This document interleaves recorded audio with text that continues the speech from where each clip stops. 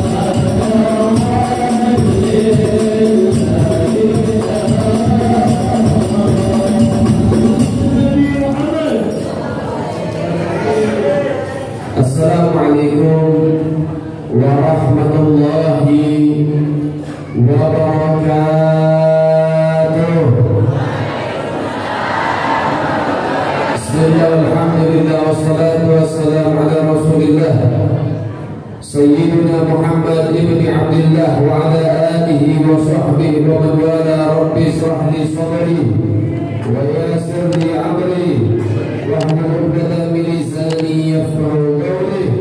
وصلى الله على سيدنا محمد سيد المرسلين والحمد لله رب العالمين.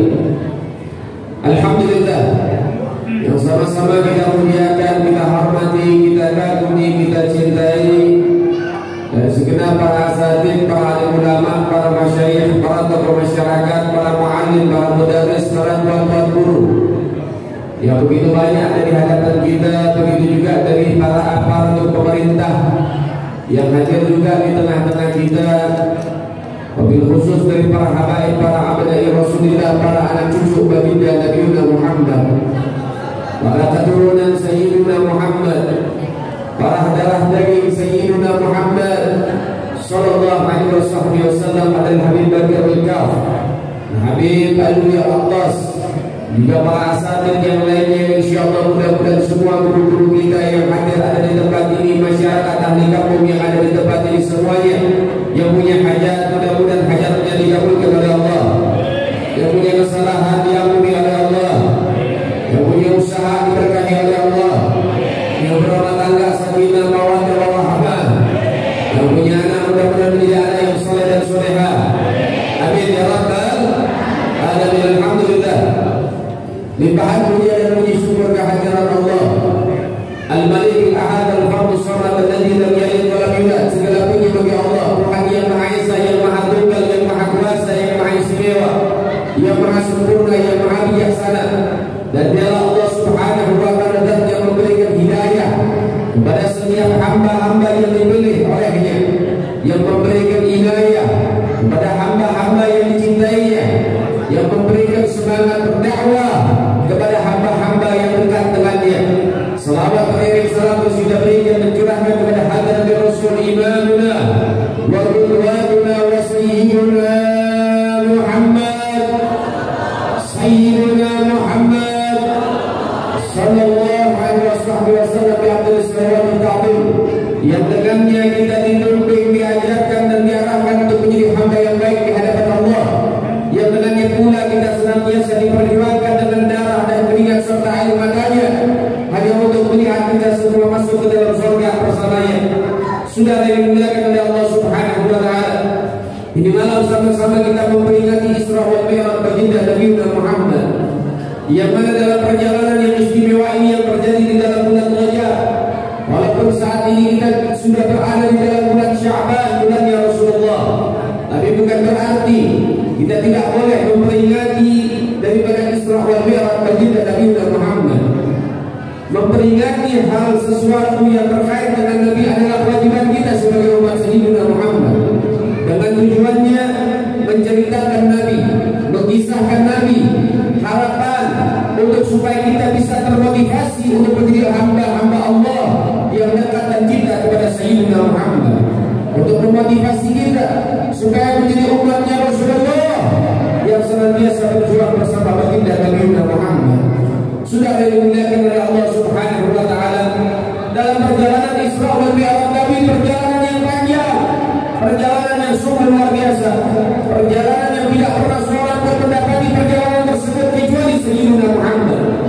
Sehingga diceritakan singkatnya saja, ketika sampai di Sidratul Muntaha, batasan yang tidak ada seorang makhluk siapapun bila mampu melewati batasan itu kecuali diizinkan oleh Allah Subhanahu wa taala. Sampailah di Sidratul Muntaha. Ketika sampai di Sidratul Muntaha, malaikat Jibril mengkas Nabi, wahai Nabi, sampai di tempat ini saja pengawalan, sampai di tempat ini saja pendampingan, sampai di tempat ini saja saya bisa menemani. Sekarang waktunya engkau jalan seorang diri hingga berjumpa dengan Ilahi. Maka Nabi bilang, wahai Jibril, kau temani aku dari alam dunia, sampai di tempat ini kau tinggalkan begitu saja, apa kau tega? Maka malaikat Jibril bilang, sebetulnya saya pengen ikut dampingin, tapi apa boleh buat?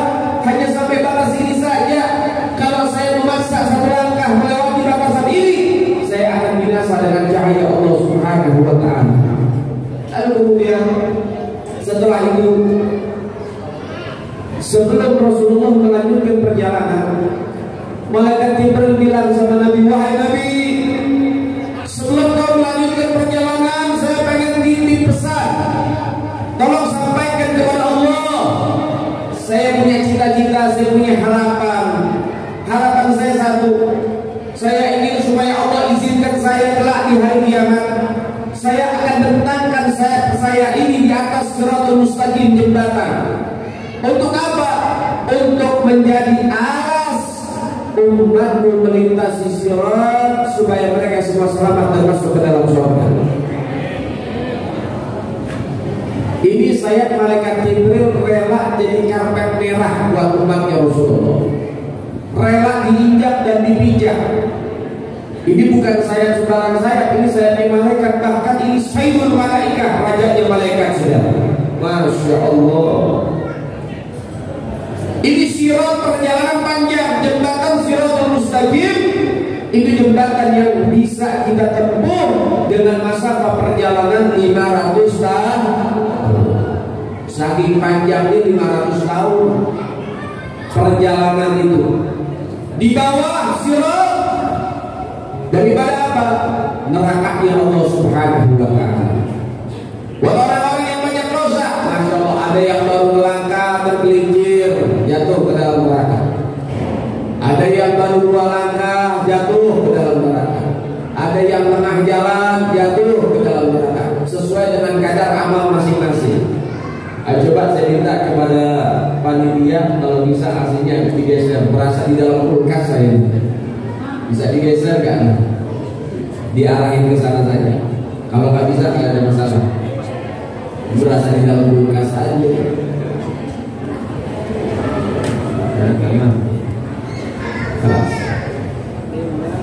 Kemudian hal ini disampaikan kepada Allah Subhanahu wa taala dan Allah izinkan. Alhamdulillah Allah izin. Baik wahai Nabi, saya izinkan malaikat Jibril menjadikan sayapnya sebagai alas, rela diinjak dan dipijak oleh umatmu untuk bisa selamat masuk ke dalam surga. Jadi kalau udah dia itu dijadikan sayap malaikat Jibril itu menjadi alas, diizinkan oleh Allah berjalan di atas sayap malaikat Jibril, udah pasti selamatnya, udah jelas selamatnya, udah pasti orang baiknya. Nah sekarang pertanyaannya, kira-kira kita mau apa enggak? Dapat keistimewaan itu berjalan di atas sayap malaikat Jibril, mau atau tidak? Betul, mau. Tapi ternyata saudara, Allah Ta'ala bilang, wahai Rasul, saya izinkan sayap malaikat Jibril menjadi alas umatku dengan 2 syarat. Kalau kita pengen mendapatkan keistimewaan itu, 2 syarat harus dipenuhi. Syarat yang pertama, siapa orang-orang yang berhak, yang boleh dan diizinkan oleh Allah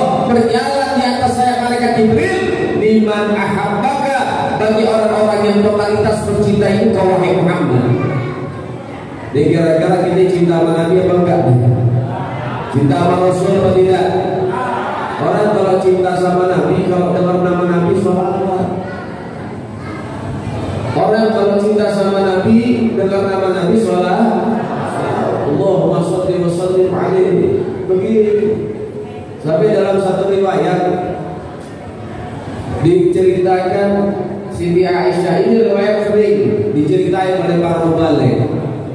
Siti Aisyah lagi ngejahit di malam hari, kemudian tertiup angin, lampunya padam karena begitu masih pakai lampu minyak. Jatuh itu jarum, gelap gulita. Rasulullah masuk ke dalam kamar yang gelap gulita dengan pancar cahaya Nabi jadi terang-terang, diambil dan dibungkut itu jarum dengan mudahnya. Kemudian Siti Aisyah bilang, sungguh indah wajahmu ya Rasulullah, beruntung orang yang dapat memandang wajahmu. Dan Nabi bilang, ya beruntung orang-orang yang diizinkan oleh Allah kelak di hari kiamat, mereka bisa memandang wajahmu. Dan rugi serta sial bagi siapapun mereka nanti di hari kiamat yang tidak diizinkan oleh Allah untuk memandang wajahmu. Tanya Siti Aisyah, siapa orang-orang rugi itu wahai Nabi? Maka Nabi bilang, orang-orang yang tidak diizinkan oleh Allah nanti di hari kiamat, mereka memandang wajahku, mereka yang mendengar namaku disebut tapi mereka gak mau sholawat sama aku.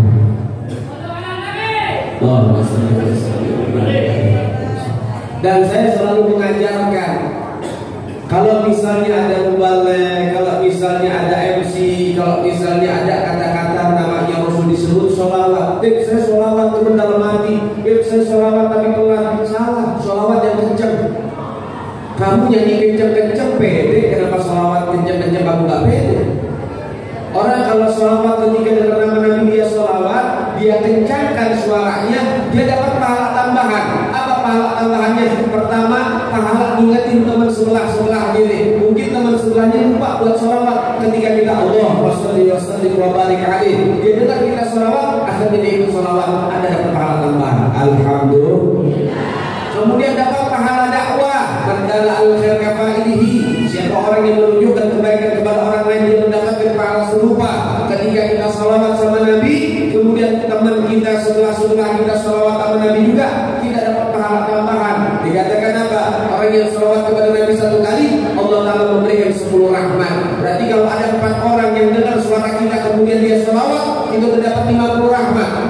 10 rahmat karena kita salawat, 40 rahmat karena orang-orang yang salawat. Alhamdulillah. Nah, ini cara daripada investasi akhirat, melipat ganda pahala saudara. Shallallahu alaihi Muhammad. Shallallahu alaihi Muhammad. Saudara dimuliakan oleh Allah. Jadi syarat untuk bisa melewati sirat dengan istimewa, dengan luar biasa, yaitu mencintai baginda Nabi Muhammad Shallallahu alaihi wasallam. Cinta sama Rasul. Tapi ternyata zaman sekarang banyak orang pendusta, mengatakan cinta kepada Nabi, tapi mereka menduakan Nabi Muhammad. Berapa banyak anak muda zaman sekarang mereka lebih ngefans sama artis kafir ketimbang sama Nabi sudah. Kalau buat artis kafir dia bela-belain sudah. Mereka rela untuk apa? Mengidolakan cinta sama pemain bola, tapi mereka lupa dengan Sayyidina Muhammad. Berapa banyak orang macam begitu. Dan juga sedihnya sekarang ternyata mereka orang Islam. Masya Allah, dia pakai jilbab, tapi dia cinta kepada artis kafir yang gak pernah sujud kepada Allah Subhanahu wa Ta'ala. Bikin konser artis kafir rela dia nabung, harga tiket 3 juta, 4 juta, paling murah sekitar 300. Dia nabung, dia beli tiketnya, hujan-hujanan rela, beli apa daripada aksesorisnya yang harganya mahal, harganya murah, dibeli sama dia. Tapi kalau buat ngaji yang gratis gak mau datang, maulid Isra Mi'raj yang gratis gak mau datang, sholat berjamaah di masjid gak mau datang. Apa ini yang dikatakan cinta sama Nabi? Ya Allah, ini malah melukai hati baginda Nabi Muhammad. Ibu, bapak, perhatikan anakmu, giring anakmu cinta kepada Rasulullah. Kalau Anda berpangku tangan, Anda diam saja Anda nggak kenalkan Nabi kepada mereka, Anda akan digeret nanti di hari kiamat. Anda akan dibawa dalam pengadilan Allah.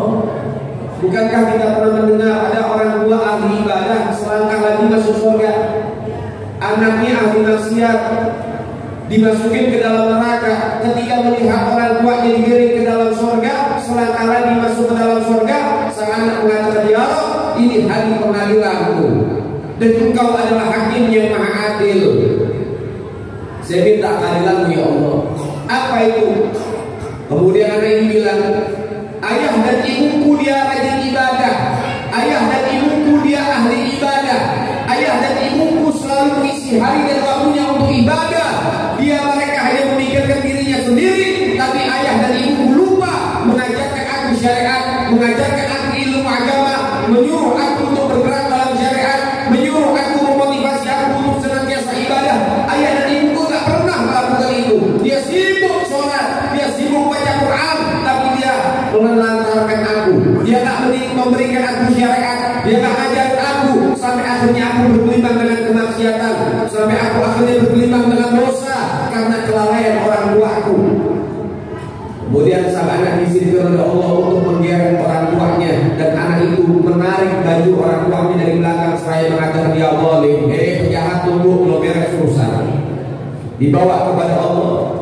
Kemudian Allah mengatakan, malaikat, bawa kedua orang tua ini dan anaknya, masuk ke mereka semua ke dalam neraka. Apa penyebab? Karena orang tua lalai mendidik putra putrinya. Innalillahi wa inna ilaihi. Nah, sekarang mengajarkan bapak buat ibu kita sebagai orang tua, jangan egois masuk surga sendirian. Makanya Allah Taala bilang dalam firman-Nya, "Qu anfusakum wa ahlikum nar wa quduhan nas wal hijarah." Dikatakan di akhir ayat Allah mengatakan, jagalah dirimu dan keluargamu. Allah tak perintahkan jagalah dirimu saja, enggak. Allah perintahkan jagalah dirimu dan keluargamu daripada dahsyatnya siksa api neraka. Wa quduhan nas wal hijarah, yang bahan bakarnya adalah manusia dan batu-batuan. Jadi jangan macam-macam masalah ini, sudah. Ayo betul-betul kita cinta sama Rasulullah, diperbaiki mumpung masih ada umur. Perbaiki kecintaan kita kepada baginda Nabi Muhammad. Ya anak-anak muda, jangan berikan ruang dalam hatimu untuk selain Rasulullah. Jadikan Nabi Muhammad idola yang paling ada dalam dirimu, idola yang betul-betul memenuhi ruang hatimu. Jadikan baginda Nabi Muhammad. Lihat para sahabat-sahabatnya Sayyidina Muhammad. Lihat sahabatnya Rasulullah. Masya Allah. Saya bangga dan saya memberikan apresiasi kepada ibu-ibu yang ada di wilayah ini. Saya mendengar dari beberapa panitia, ibu-ibu di wilayah ini semangat juangnya ngalahin bapak-bapak tuh. Alhamdulillah. Mudah-mudahan istiqomah. Dan mudah-mudahan juga ibu bisa menyemangati daripada anak-anak dan juga suaminya untuk ikut berjuang di jalan Allah Subhanahu wa Ta'ala. Yang laki juga dengerin, jangan mau kalah sama istrinya semangat berjuang, masa lakinya menggaplek dulu. Yang semangat jangan mau kalah. Kalau laki-laki kalah semangat perjuangannya dengan istrinya, besok kalau sholat pakai mukena warna pink, bikin malu, betul ya? Betul ya? Tapi insya Allah kalau istrinya saja semangatnya kayak begini, bagaimana suaminya? Mudah-mudahan semuanya ahlul khair, semuanya orang-orang baik, semuanya orang-orang yang diridhai oleh Allah Subhanahu wa Ta'ala. Amin ya rabbal alamin. Dan saudara yang dimuliakan oleh Allah Subhanahu wa Ta'ala, perhatikan. Ada salah satu sahabatnya Nabi, sahabat dari kalangan perempuan, namanya Nusaybah binti Ka'ab. Ini sahabat luar biasa. Nusaybah binti Ka'ab ini sahabat yang Rasulullah pejuang, sehingga julukannya itu singa betina. Satu ketika seruan jihad dikumandangkan, jihad. Lalu kemudian Nusaybah mendengar seruan jihad. Suaminya Zaid bin Asim lagi tidur. Lalu kemudian dibangunin sama Nusaybah. Nusaybah langsung berhenti aktivitasnya, bangunin. Pak, suami, bangun, Zaid, bangun. Kaget, kenapa? seruan jihad dikumandangkan, ayo bangun. Kemudian suaminya, sahabatnya Rasulullah, Sayyidina Zaid mengatakan, sungguh aku menyesal, aku sedih. Kenapa? Katanya Nusaybah, kenapa wahai suamiku? Zaid mengatakan, kenapa kau yang mendengar seruan jihad yang pertama kali kamu duluan? Kenapa gak aku? Kenapa aku harus tidur? Sampai begitu semangatnya sahabat-sahabat baginda Nabi Muhammad. Berkemas Sayyidina Zaid, diambil pedangnya, dibawa kudanya, dipacu ke medan tempur. Sudah gak lama datang utusan kepada Nusaybah. Nusaybah, suamimu tewas di medan tempur. Apa kata Nusaybah? Alhamdulillah. Girang Nusaybah, alhamdulillah, suamimu telah mendapatkan dari apa yang dia cita-citakan, yaitu wafat dalam keadaan syahid. Kemudian Nusaybah bingung, siapa lagi yang harus aku kirim? Maka anaknya yang paling tua dikirim. Berkata, dibawa tombaknya, dipacu kudanya ke medan tempur. Hingga sang anak sungguh luar biasa membantu perjuangan baginda Nabi Muhammad. Lama datang lagi utusan Nusaybah, putramu wafat di medan tempur. Alhamdulillah, anakku telah mengikuti jejak suamiku, syahid di jalan Allah. Bingung Nusaybah, nangis air matanya keluar tumpah. Bingung, ditanya, ada apa wahai Nusaybah? Aku bingung siapa lagi yang harus aku kirim. Dia punya anak masih kecil, umurnya belasan tahun, masih kecil. Adiknya daripada adiknya saudaranya tadi. Saya bingung siapa lagi yang harus aku kirim. Anakku masih kecil. Kemudian sang anak mengatakan, ibu kirim saya ke medan tempur. Apa kata Nusaybah? Jangan, nak, kau masih kecil. Kenapa Nusaybah melarang? Khawatir Nusaybah nanti kalau ke medan tempur merepotin. Jangan, nak. Apa kata sang anak? Bu, ayahku pejuang, kakakku pejuang, maka aku ingin menunjukkan bahwasannya kau melahirkan aku sebagai pejuang, wahai ibu. Gembira Nusaybah, besar hatinya, diberikan baju, disiapkan pakaiannya, disiapkan perbekalannya, disiapkan pedang dan tombak, disiapkan budaya. Berangkat ini anak yang usia belasan tahun untuk terjun di medan tempur membantu baginda Nabi Muhammad. Dalam datang lagi Nusaybah, putramu yang kedua wafat. Alhamdulillah. Bingung Nusaybah, bingung dia. Gak ada lagi yang tersisa. Kemudian sampai saking semangatnya dalam berjuang di jalan Allah, Nusaybah tanya, bolehkah seorang wanita ikut jihad di medan tempur? Sahabat bilang, tidak ada larangan dari baginda Nabi Muhammad. Berangkat Nusaybah ke medan tempur, berjumpa dengan Rasulullah tersenyum.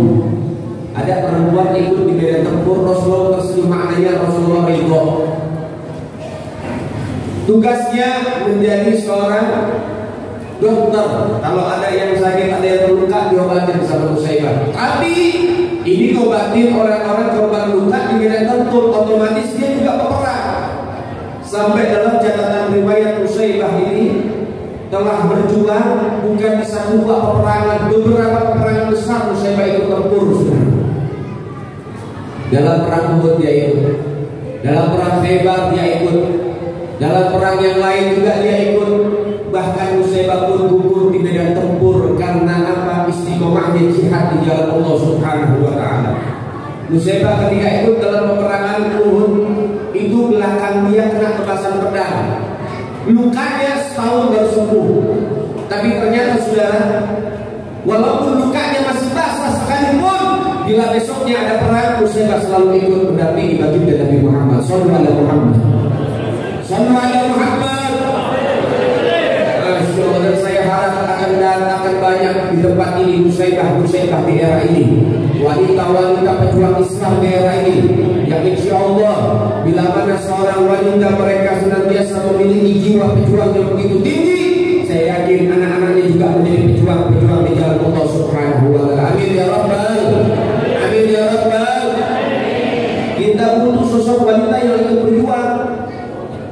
Wanita sekarang gak perlu ikut di medan tempur deh, gak usah ikut di medan perjuangan, cukup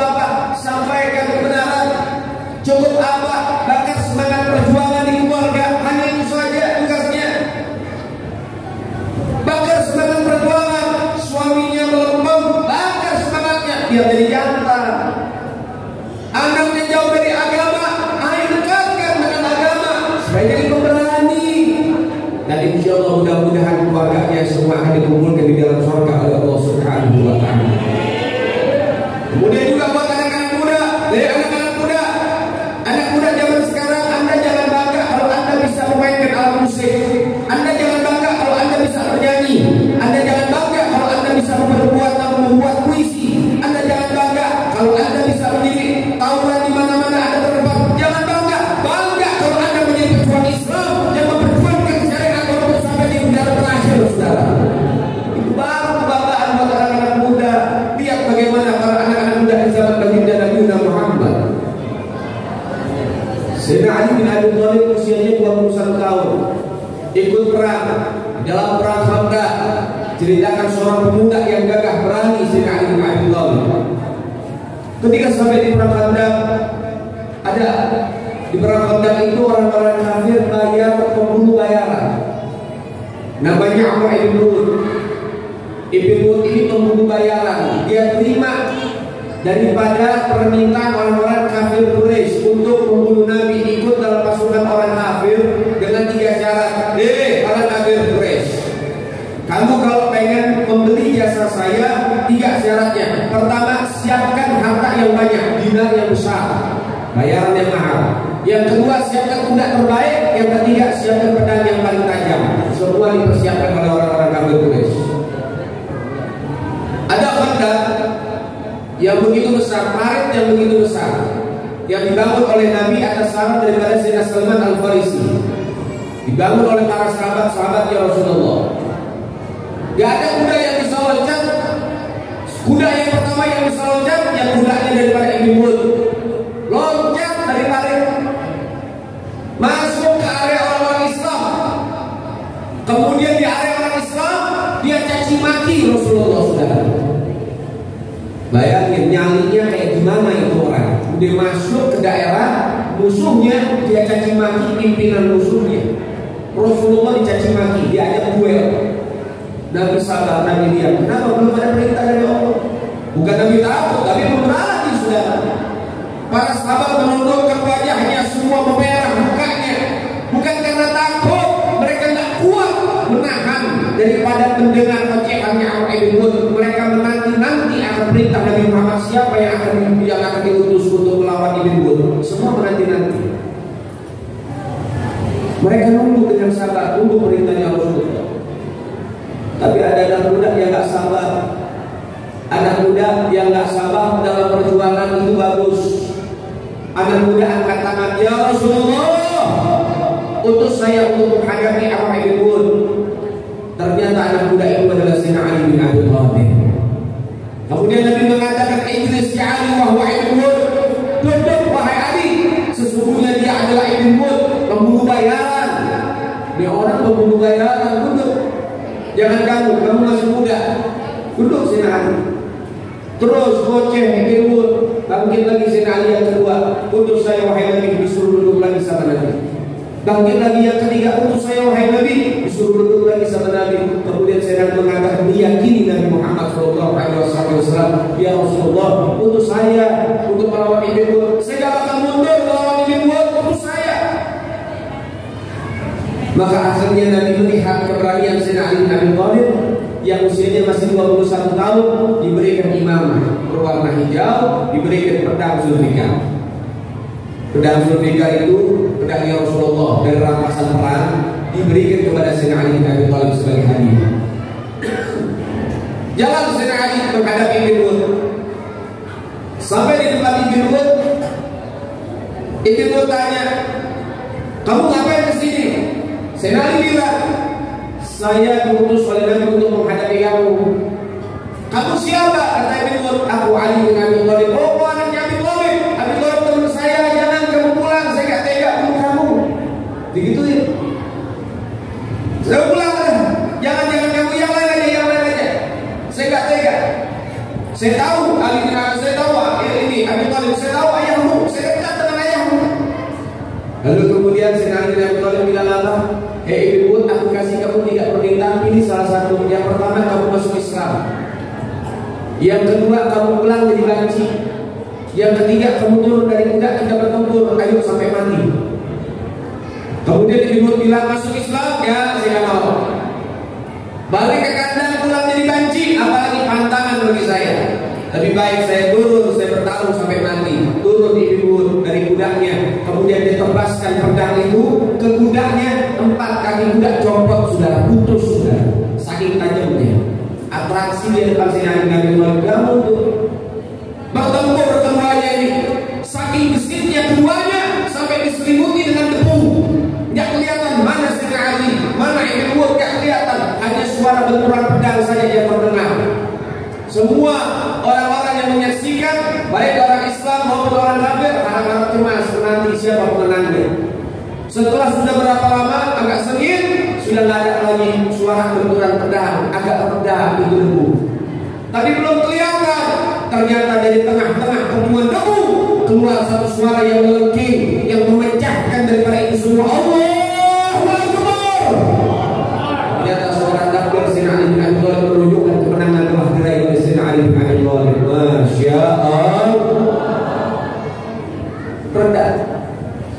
Sayyidina Ali sudah berhadapan pada Ibn Wud mengatakan, segitu saja kemampuanmu wahai Ali. Cuma suaranya melemah. Sayyidina Ali bin Abi Thalib masukin pedangnya, kemudian mengatakan apa? Wahai Ibn Wud, kau melangkah satu langkah saja, kau akan kenal dengan Ali bin Abi Thalib. Ketika Ibn Wud melangkah satu langkah, badan dia terbelah menjadi 2. Sallu ala Muhammad. Kalau Ibn Wud mampu menebas kaki kuda dengan satu tebasan, 4 kaki kuda copot putus. Sayyidina Ali bin Abi Thalib mampu orang terbelah jadi 2, masih bisa ngomong sudah.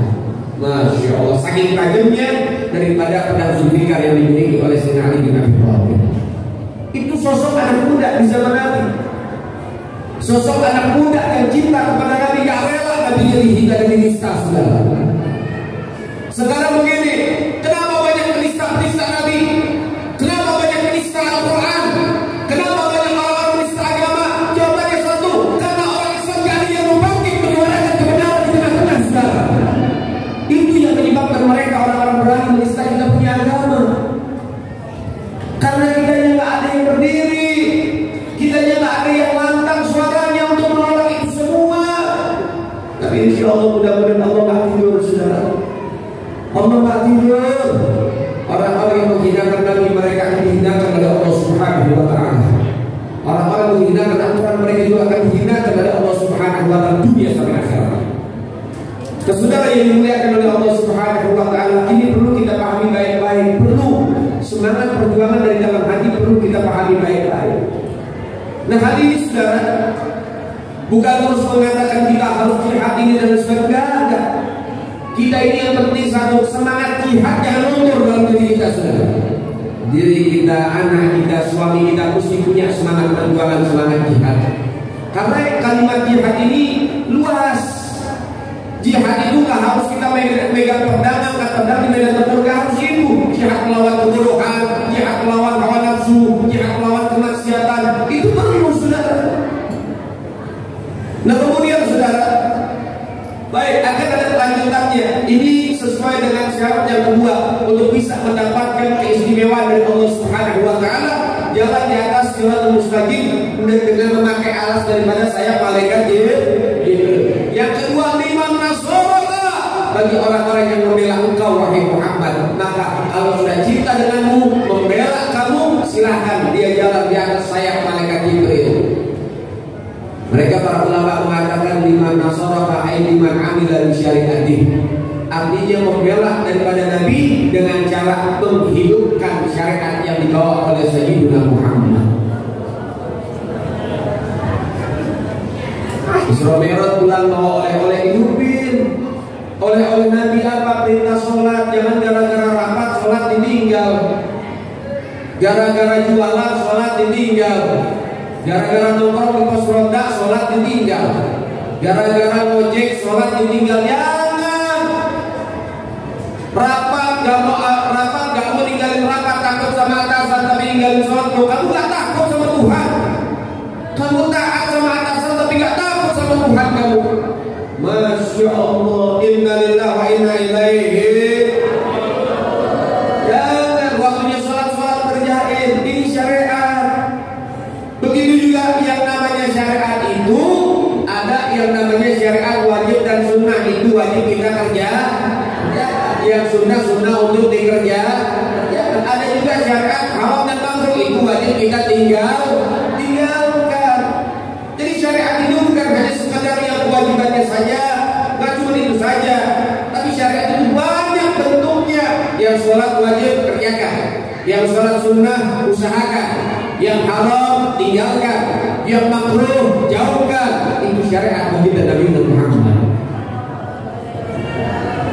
Itu harus kita pahami baik-baik. Harus ada semangat ruhul jihad, harus ada. Kita ini tidak ada umat yang dipuji sama Allah Ta'ala di dalam Al-Quran kecuali umat baginda Nabi Muhammad sallallahu alaihi wasallam. Kuntum khairu ummati ukhrijat linnas ta'muruna bil ma'ruf wa tanhauna 'anil munkar wa tu'minuna billah. Kalian sebaik-baik umat di antara umat-umat yang lain yang pernah Allah keluarkan. Kita umat terbaik yang dipuji oleh Allah dalam Al-Quran. Tapi umat terbaik ini siapa? Identitasnya ada 3. Yang pertama, ta'muruna bil ma'ruf. Ajak orang lain dalam kebaikan dengan cara lembut, dengan kebaikan aja orang lain dengan cara yang baik. Yang kedua, wa tanhauna 'anil munkar. Perangi kemungkaran. Bukan cuma kita mengajak orang lain untuk ibadah saja, tapi perlu juga untuk melawan kemungkaran, kemaksiatan. Itu harus kita lawan. Hati-hati sama kemungkaran yang dibiarkan. Ini nanti akan merajalela kemana-mana, sudah merusak anak-anak muda zaman sekarang. Kalau sudah amar ma'ruf dikerjakan, maka apa yang terjadi? Wa tu'minuna billah, penyempurna akan datang. Maka kita beriman kepada Allah dengan sungguh-sungguh. Maka kita baru diangkat menjadi umat baginda Nabi Muhammad. Baik saudara-saudara sekalian, kita nggak boleh berpangku tangan dengan kemungkaran. Karena itu termasuk daripada syarat yang kedua yang Allah berikan kepada kita untuk bisa jalan di atas sayap malaikat Jibril, yaitu membela baginda Nabi Muhammad, menegakkan syariat Sayyidina Muhammad sallallahu alaihi wasallam. Apalagi mengingat sekarang banyak pekat, tahu pekat? Pekat itu penyakit masyarakat. Yang jual miras di mana-mana, yang narkoba di mana-mana, tempat-tempat hiburan di mana-mana. Ini nggak boleh didiemin. Jangan, itu penyakit, itu virus lebih dahsyat dari corona tuh.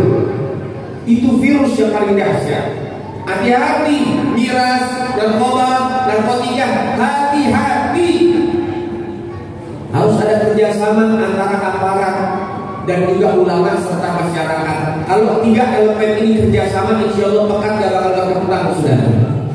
Penyakit-penyakit masyarakat bakal mati semua, sudah. Tapi kalau ketiga ini nggak kerjasama, nggak kolaborasi, maka akhirnya semua sia-sia. Hati-hati. Baik, saya tunjukkan beberapa fakta. Ibu dengarkan baik-baik, bapak dengarkan baik-baik. Beberapa tahun yang lalu ada beberapa kasus terjadi di Indonesia.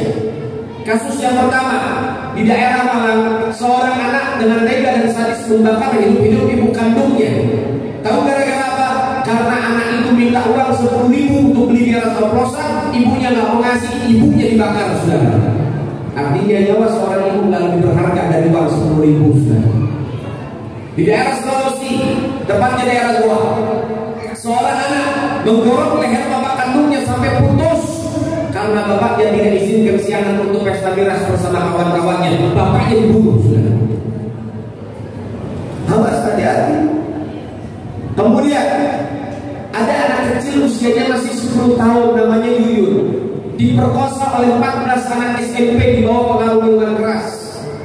8 anak pertama Yuyun masih bernafas, 6 anak terakhir yang memperkosa Yuyun sudah menjadi mayat manusia. Artinya 6 anak SMP memperkosa bangkai manusia, saudara. Ini kejadian nyata baru beberapa tahun yang lalu. Nyata ini kejadian, saudara.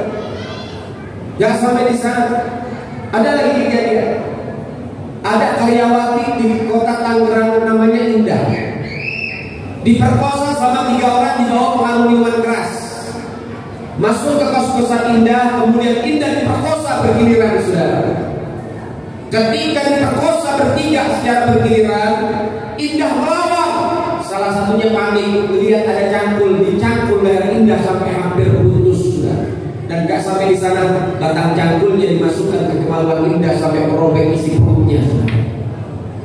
Mungkin dari semua yang hadir pernah nih dapetin, karena ini kasus viral dulu nih. Pernah dapetin? Ini kasus viral. Yang anak usia 10 tahun diperkosa itu viral. Yang yang indah ini juga viral. Semua kejadiannya di bawah pengaruh minuman. Seorang anak bunuh ibunya gara-gara apa? Tadi gara-gara apa? Anak bunuh ibu gara-gara apa? Anak bunuh bapak gara-gara apa?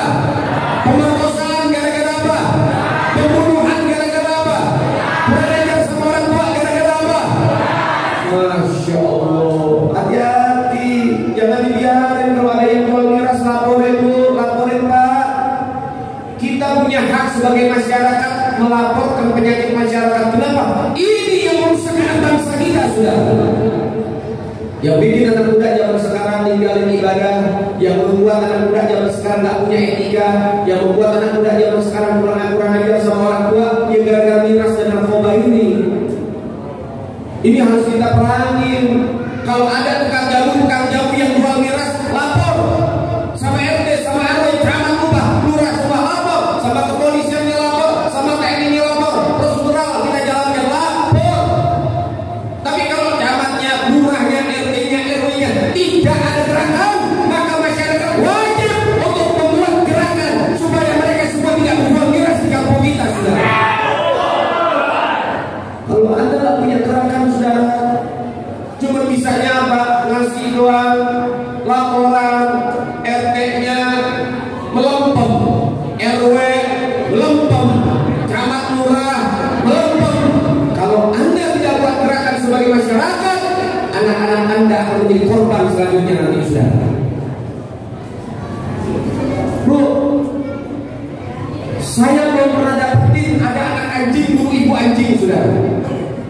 Saya nggak pernah dapetin ada anak babi bunuh bapak babi. Tapi lihat secara di dalam kasus yang tadi saya ceritakan, ada manusia rela dan tega bunuh orang tuanya gara-gara miras, saudara. Inna lillahi wa inna ilaihi. Sekarang saya tanya, kira-kira bahaya nggak miras? Bahaya nggak miras? Kira-kira Anda semua pengen nggak anak Anda menjadi korban miras? Mau apa enggak? Rela apa enggak? Kalau sebab itu Anda harus antisipasi sedia payung sebelum hujan.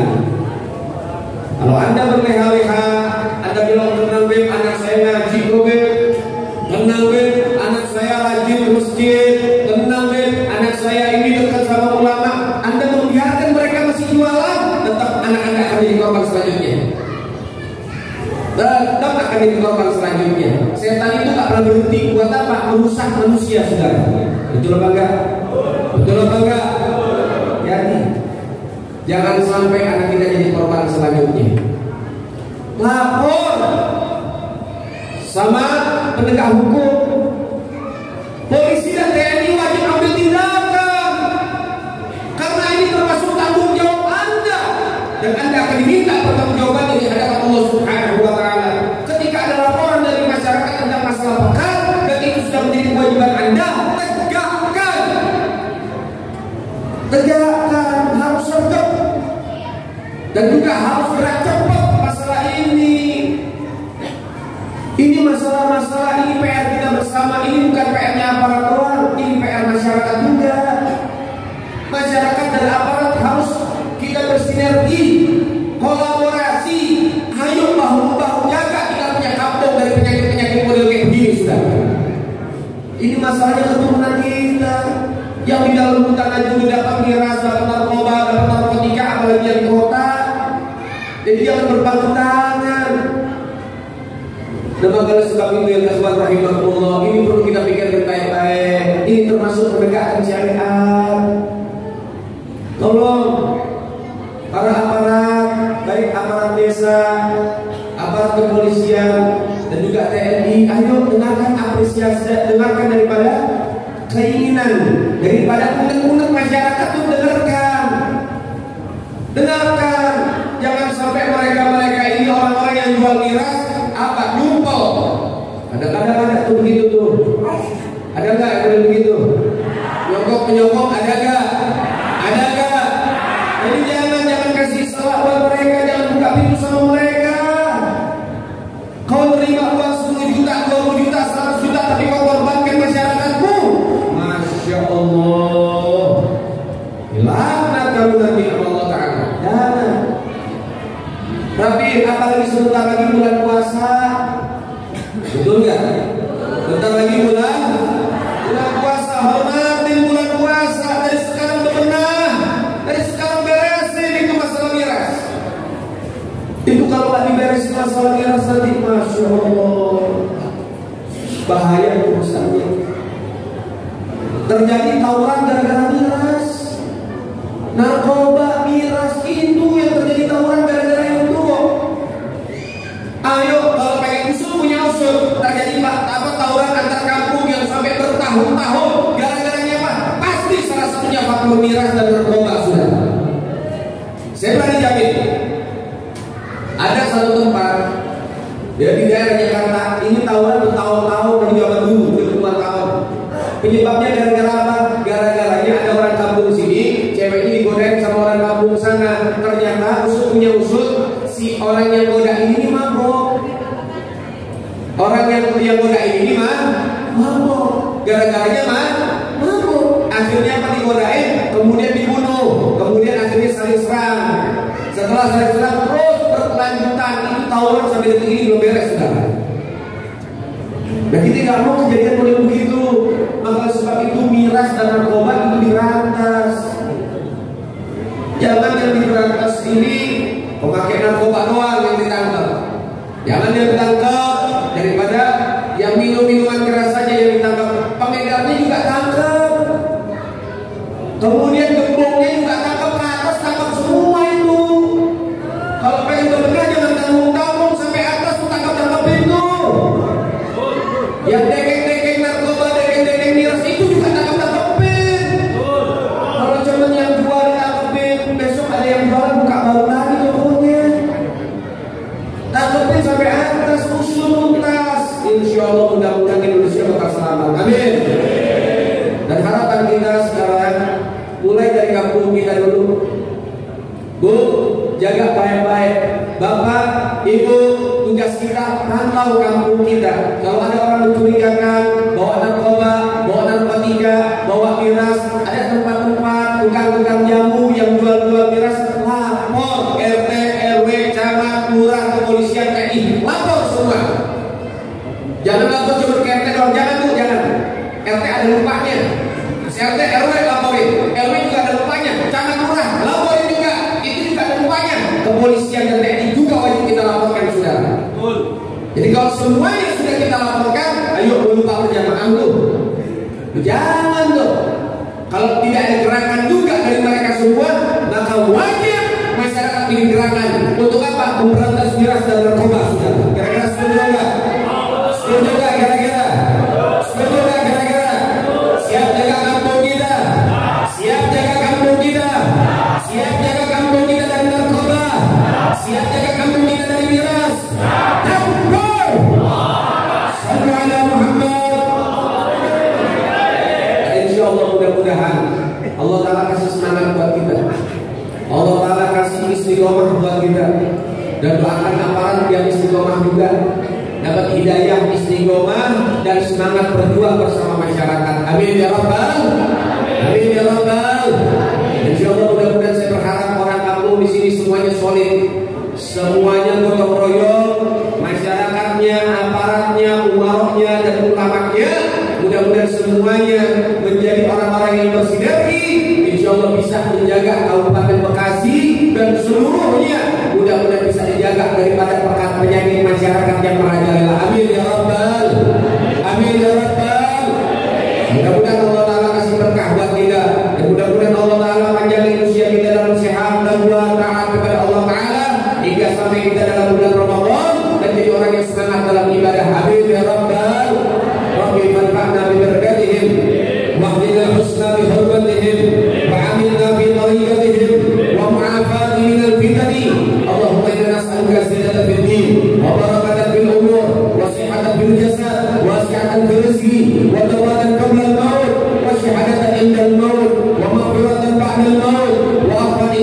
الحساب وأمانا من العذاب وجوازا على الصراط ونصيبا من الجنة وارزقنا طوع إلى وجهك الكريم يا ربي يا رحيم يا عبد العزيز وصلى الله على سيدنا محمد سيد المرسلين والحمد لله.